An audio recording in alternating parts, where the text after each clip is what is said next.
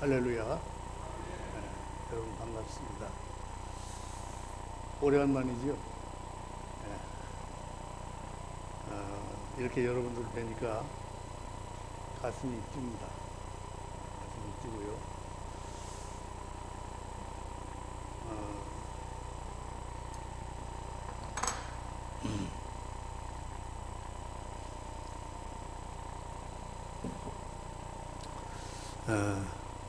오랫동안 이 강단에서 말씀을 전했었지만은 또 이렇게 새롭게 이 자리에 서니까 두려움과 떨림이 없지 않아 있습니다.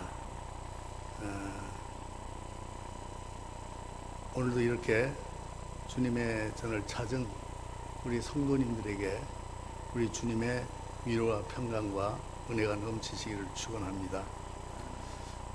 요즘 어떻습니까?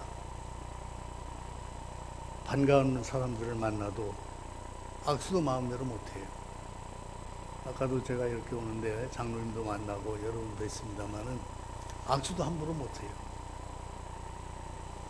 사회적 거리를 두고, 사회적 거리가 있죠. 2m, 사방 2m. 이 거리를 두고 그저 눈으로 인사하고 손을 흔들고 지나갑니다. 삭막해졌죠. 전에는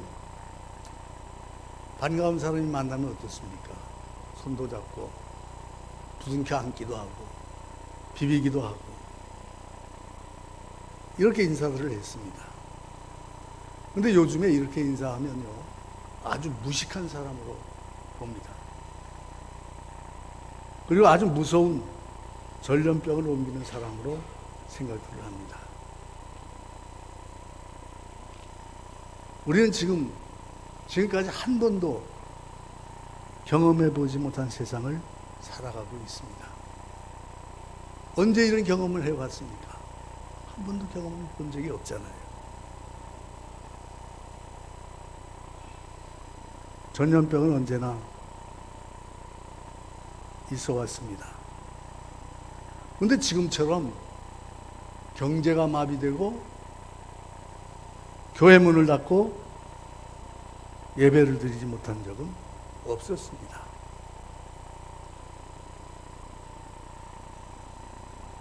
그러나 지금 우리는 어떻습니까? 여러분 온라인 예배라는 말을 들어보신 적이 있습니까? 없잖아요. 온라인 예배. 가정에서 인터넷 모니터 앞에 앉아가지고 예배를 드린다는 겁니다. 얼마나 어처구니 없는 일입니까? 여러분도 이제 마스크를 쓰고 앉았는데요. 앞에서 이렇게 들다 보면 가면 무도회 같아요. 그 이쁜 얼굴들을 다 가리고 앉아서 예배드리고 있습니다. 그리고 벌써 한 달 넘게나 이 비상식적인 예배를 드리고 있습니다. 성도 여러분, 얼마나 힘드십니까?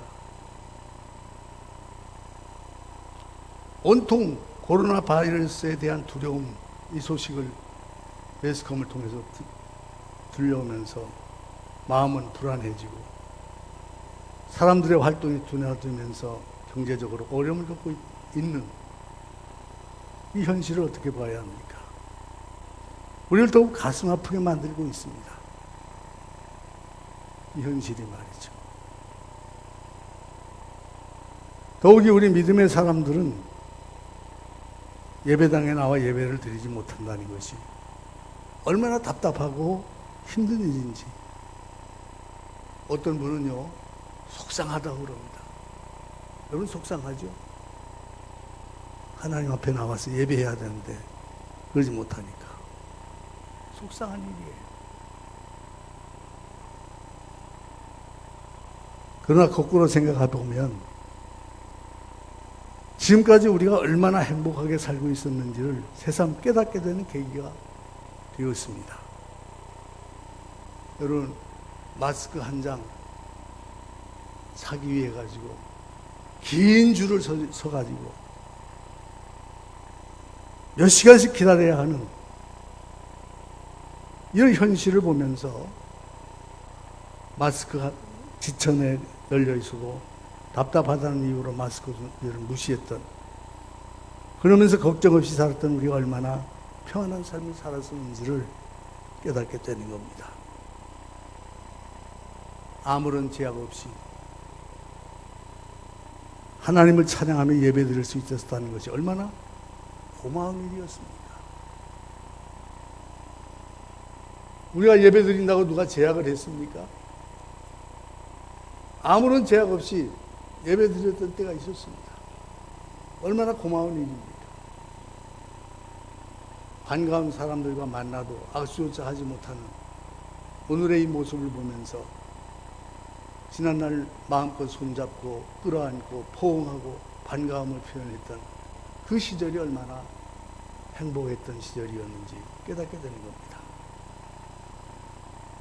사람들이 모이는 곳에면 주저하고, 심지어는 식당에 마음대로 들어가지 못하는 이 오늘의 모습을 보면서 아무런 두려움 없이 마음껏 모임을 갖고 식당에 가서 함께 식사하고 했던 그때가 얼마나 우리에게 큰 행복의 시간이었는지를 깨닫게 되는 겁니다. 그저 평범하게 살아왔던 지난 시간들이 우리에게는 참으로 소중하고 귀한 시간이었다 하는 사실을 요즘 새삼스럽게 느끼게 되는 겁니다.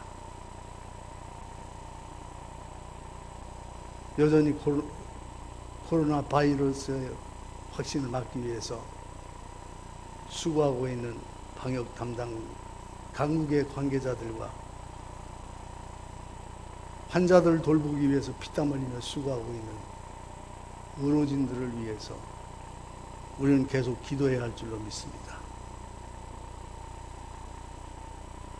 바이러스에 감염이 되어서 고통받고 있는 환우들의 치유와 회복을 위해서도 기도해야 할 것입니다.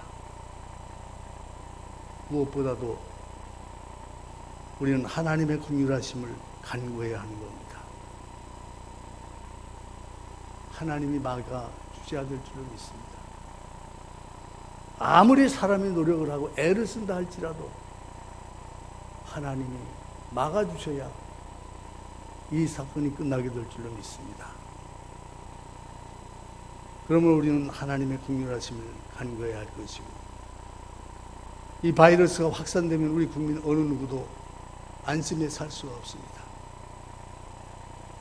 그러므로 바이러스가 더 이상 확산되지 않고 그 기세가 하루속히 꺾여서 우리 국민들이 모두 일상으로 돌아와야 할 줄로 믿습니다. 그러기 위해서 하나님의 긍휼하심이 우리 삶 속에 임하기를 기도해야 될 줄로 믿습니다. 오늘 우리 시대에 그리스도인으로 부르심을 입은 우리가 해야 할 일이 있다면 그것이 무엇이겠습니까? 그리스도인으로 구원받은 하나님의 백성으로 부름받은 우리가 해야 될 일이 뭐겠습니까? 우리나라와 민족을 위해서 해야 될 일이 무엇입니까? 기도할 일인 줄로 믿습니다. 먼저 그리스도인으로 부르심을 받고 하나님의 은혜 안에 사는 오늘의 그리스도인으로서 하나님을 알고 그 은혜를 아는 삶을 사는 구원받은 백성으로서 이 땅을 위해 우리가 해야 할 일이 무엇이겠습니까? 그것은 바로 우리 사회, 우리 민족을 위해서 기도하는 일인 줄로 믿습니다. 특별히 요즘과 같이 코로나 바이러스로 인해서 국가적인 비상사태에 빠진 우리 민족을 위해서 우리는 사명감을 가지고 기도해야 되는 겁니다. 하나님께서 우리 민족을 긍휼히 여겨주시기를, 하나님께서 이 땅을 고쳐 회복시켜 주시기를 기도해야 될 줄로 믿습니다.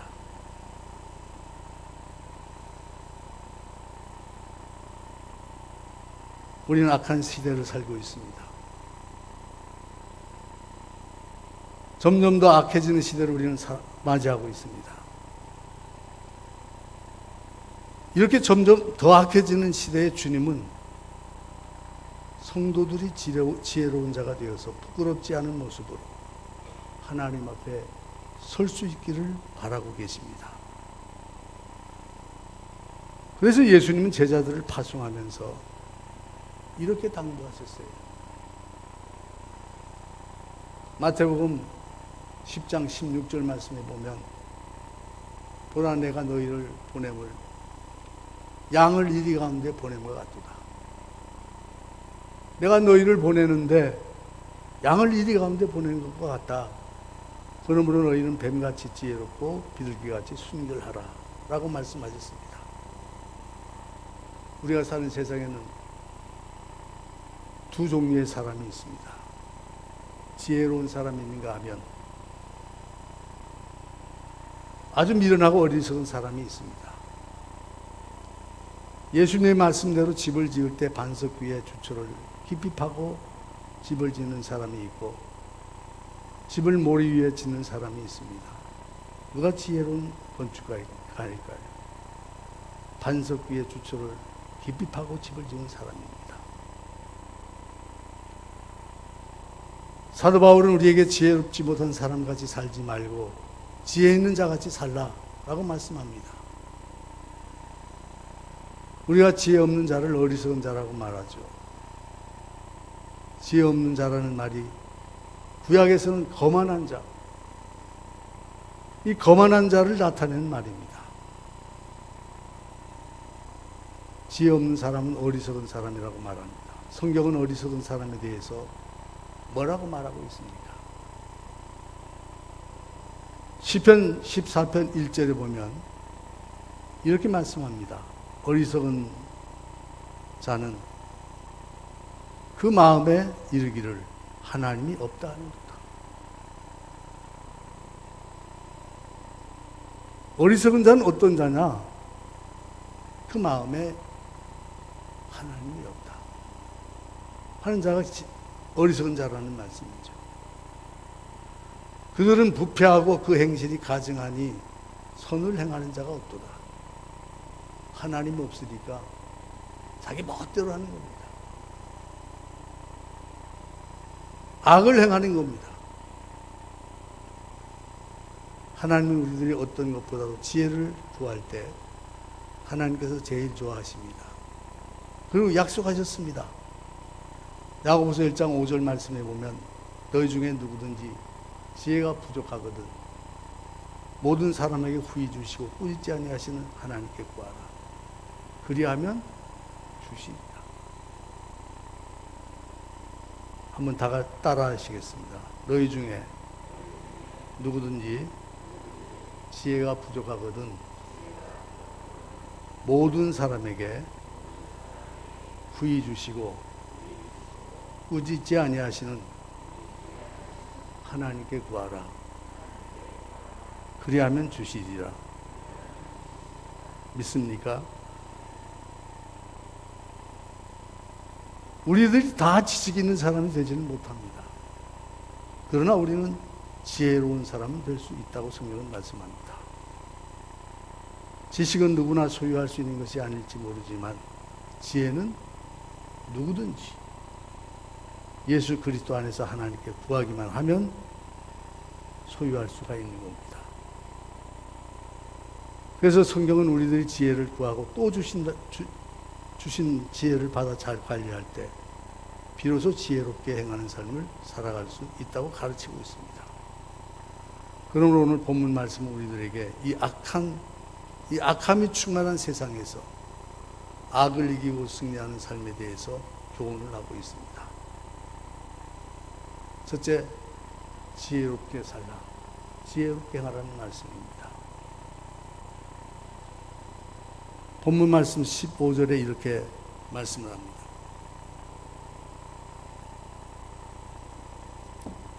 그런즉 너희가 어떻게 행할 것을 자세히 주의하여 지혜 있는 자같이 하고 오직 지혜 있는 자같이 하여. 우리 한번 15절을 읽어보겠습니다. 다 같이 시작.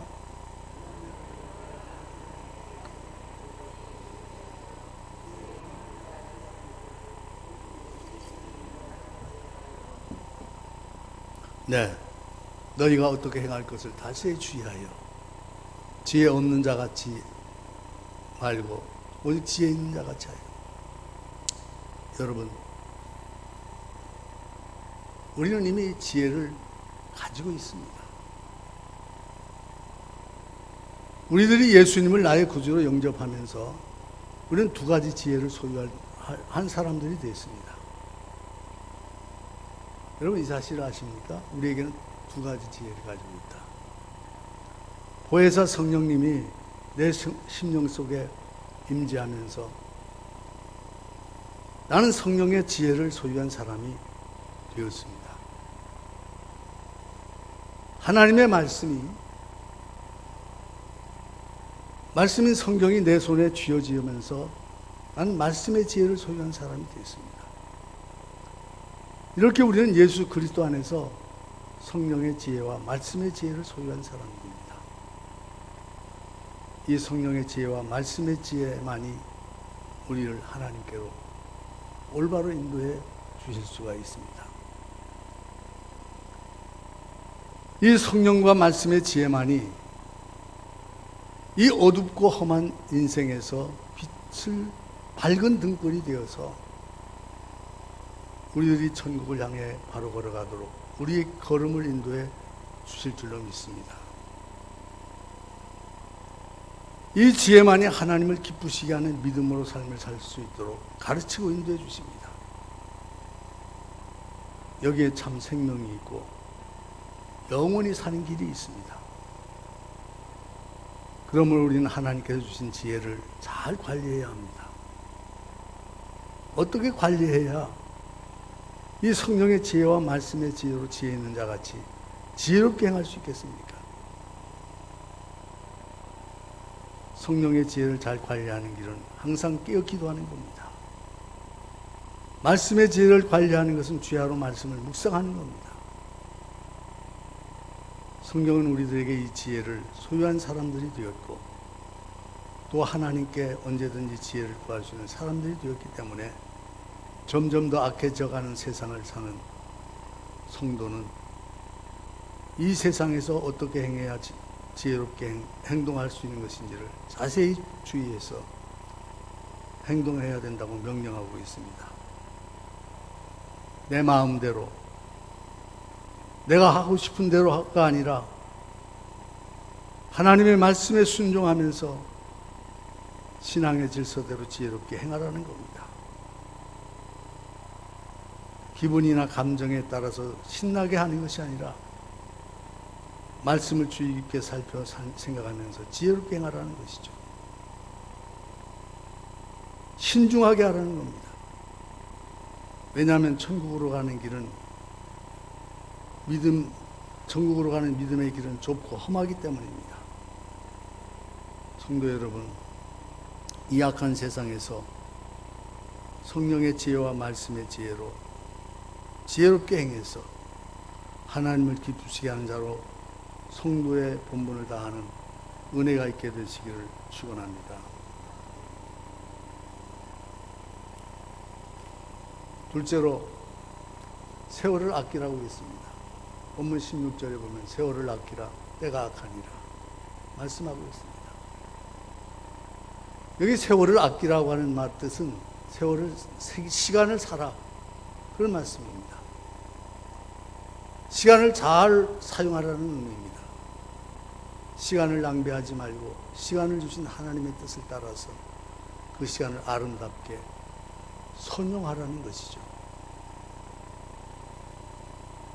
여러분, 가장 신앙적인 일이 무엇이겠습니까?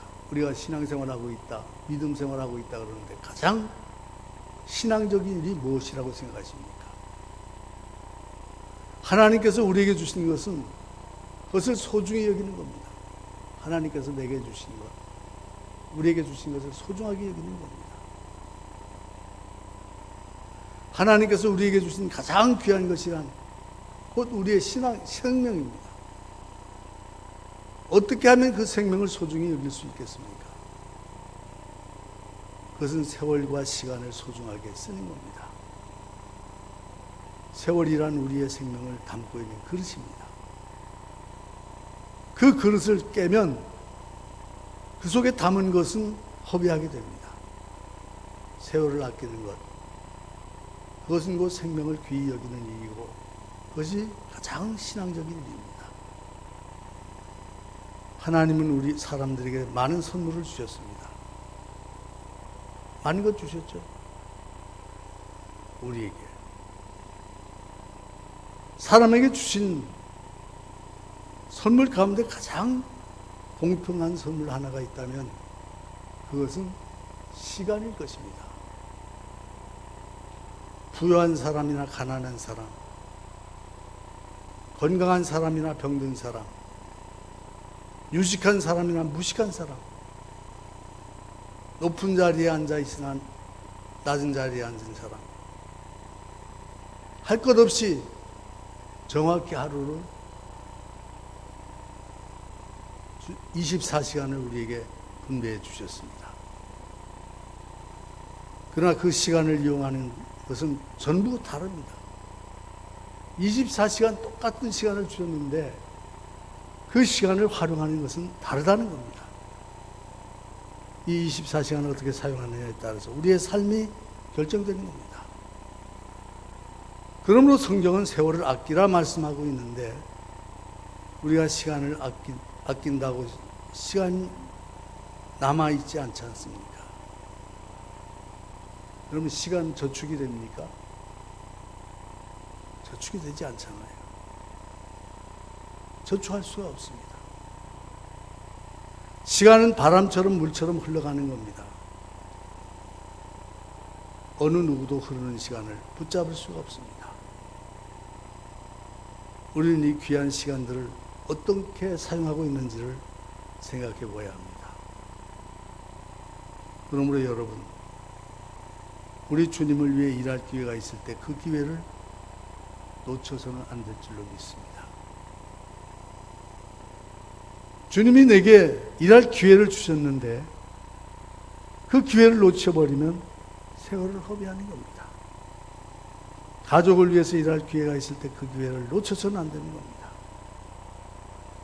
이웃을 위해서 일할 기회가 있을 때 그 기회를 놓쳐서는 안 되는 겁니다.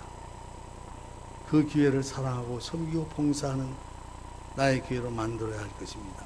그것이 세월을 아끼며 지혜롭게 행하는 것이 되는 줄로 믿습니다. 그리고 셋째는 어리석은 자가 되지 말고 오직 주의 뜻이 무엇인가 이해하라고 말씀합니다. 본문 17절 말씀에 오직 주의 뜻이 무엇인가 이해하라. 우리의 신앙생활 모습도 바로 이런 것이 아니, 똑같은 세상, 똑같은 환경 속에 똑같은 인생살이를 하는데 간혹 어떤 사람에게는 밝은 면을 찾으면서 살아가는가 하면 어떤 사람은 어두운 면을 찾아가면서 살아가는 사람이 있습니다. 그래서 불평과 원망과 시비와 다툼 속에서 평생 삶을 살아가는 불행한 사람이 있습니다. 그래서 성경은 어리석은 자가 되지 말고 오직 주의 뜻이 무엇인가 이해하라 라고 말씀합니다. 오직 주의 뜻이 무엇인가 이해하라. 그 의미가 뭘까요? 나를 향한 하나님의 기대를 아는 겁니다. 하나님께서 나에게 기대를 가지고 있는데 그 기대를 아는 것. 나를 향한 하나님의 기대, 그 기대를 여러분 아십니까? 나를 향한 하나님의 뜻을 알고 그 뜻을 이루는 일에 열중하라는 겁니다. 사람들이 살아가는 방법에는 두 가지가 있습니다. 내 뜻과 내 생각대로 사는 사람, 내 뜻과 내 생각대로, 내 방법대로 살아가는 사람, 그리고 내 뜻을 버리고 나를 향한 하나님의 기대, 하나님의 뜻을 깨닫고 하나님의 뜻대로 사는 사람. 그런데 나를 향한 하나님의 기대, 나를 향한 하나님의 뜻을 어떻게 알 수 있습니까? 이를 위해서 오늘 내가 해야 할 일이 무엇입니까? 나를 향한 하나님의 기대와 뜻을 알기 위해서 가장 필요한 일이 무엇입니까? 그것은 내가 하나님을 더 깊이 알고 하나님을 더 깊이 사랑하고 하나님을 더 신뢰하기 위해서 말씀 앞에 나를 세우는 겁니다. 나를 향한 하나님의 기대와 뜻을 알아야 지혜롭게 행할 수 있기 때문입니다. 그러므로 나를 향한 주님의 뜻이 무엇인가를 이해하기 위해서 우리는 기도해야 될 줄로 믿습니다. 마지막은 오직 성령의 충만함을 받으라는 겁니다. 본문 18절 말씀에 술 취하지 말라 이는 방탕한 것이니 오직 성령의 충만을 받으라 라고 말씀합니다. 성령으로 거듭나지 아니한 사람은 그리스도인이 아닙니다. 사람이 물과 성령으로 거듭나지 아니하면 하나님 나라에 들어갈 수가 없다 그랬습니다. 부활하신 예수님께서 제자들에게 제일 먼저 하신 말씀도 성령을 받으라 그 말씀입니다. 부활하신 예수님이 승천하시기 전에 마지막으로 제자들에게 부탁하신 말씀도 성령의 능력을 받으라. 사도행전 1장 8절의 말씀처럼 오직 성령이 너희에게 임하시면 너희가 권능을 받고 성령이 너희에게 임하시면 너희가 권능을 받고 라고 말씀합니다. 그러므로 여러분 성령 받아야 할 줄로 믿습니다. 성령 충만해야 됩니다. 그러면 성령 충만은 어떻게 받습니까? 오늘 보면 19절에서 21절의 말씀은 성령 충만의 결과인 동시에 성령을 충만히 받는 비결임을 말씀하고 있습니다. 본문 19절 말씀입니다. 다 같이 읽습니다. 19절 시작.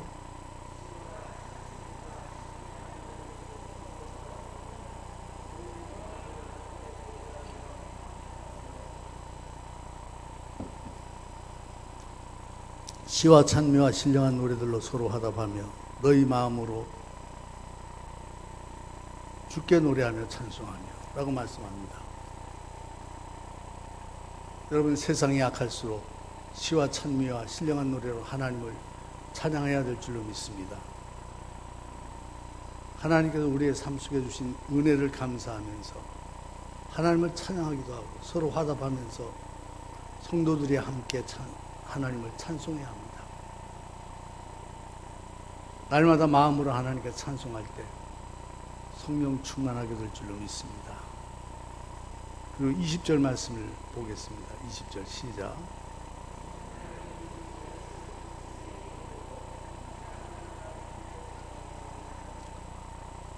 범사에 우리 주 예수 그리스도 이름으로 항상 아버지 하나님께 감사하며. 오늘 우리 시대는 감사하는 마음이